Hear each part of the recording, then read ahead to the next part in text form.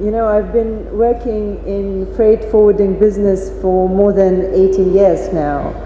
And I clearly remember the times when connecting China and Europe by rail, when moving a container by rail from China to Europe was considered outrageous because the rate was high, the transit time was not that attractive than the air freight.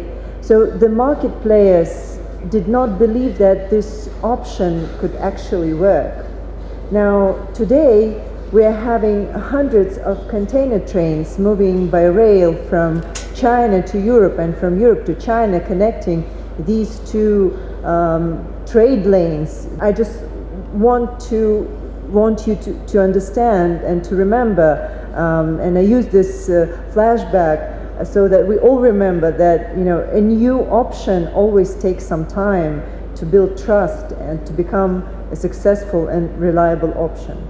So having said that, today we are discussing INSTC, International North-South Transport Corridor, as a game changer for Eurasia connectivity. And I hope that information that I'm going to provide you today, that I'm going to share with you, will help you see INSTC as an alternative option and hopefully as a more reliable option for connecting India with Russia, India with CIS, India with Europe. First, let me just briefly say a few words about the company I work for. RZD Logistics, Russian Railways Logistics, is a subsidiary of Russian Railways, which is a government state monopoly. Russian Railways is one of the largest logistics operator in Russia, providing a wide range of services. What we specialize in container trains, which basically means the following. We find a cargo, a sufficient volume of cargo to form a train. We make certain arrangements with the railway, with the logistics platforms, with partners, with our own subsidiaries, which we have in Europe and China, and in China, for example. And so that this container train has a fixed time. And this fixed time is very fast compared to a single container dispatch. So basically here you see our most popular container trains that we've got as of today. And the fast railway solution, as you all can see, so this is really fast, right? This is sort of a dedicated container, dedicated freight corridor that I think it's only starting to develop here in India. So the fast railway solution is well demanded by the market, and as you can see, the number of container trains increases each year. Now, coming back to INSTC, although it all started, as you know, as a political project that aimed to strengthen the strategic partnership between India, Russia, and Iran, it is mainly about connectivity. Transportation solutions that help boost the transit flows, the trade, and the economy at the end. So our company has been nominated by Russian Railways, which, as I said, is a government state monopoly, to be INSTC logistics operator in Russia. So this is how we approached our task, a new trade lane, I would say. First, we analyzed trade flows between India and Russia, and then, of course, India, Europe, India, CIS, Iran, Russia. We also analyzed available transportation options, which you all might know perfectly well. Standard multimodal option, deep sea to St. Petersburg, then further by truck. Deep sea, if we take, again, if we speak about Russia, deep sea to Novorossiysk, the air freight via Dubai, for example, if we take Nhava Sheva or Mumbai as the airport of dispatch, as the port of loading, and Moscow as the final destination. And then again, we analyzed how in terms of rate and in terms of transit time.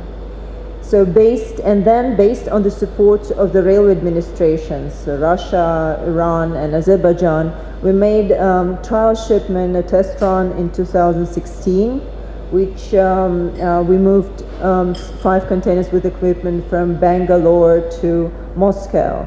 And the transit time actually was 22 days from FOB, port of loading, Novasheva, to FOR, which is ICDO rail ramp, railway station Vorsino, which is very close to Moscow. So this test run proved that INSTC could indeed connect India and Russia, or I would say Novasheva and Moscow, within a very short time.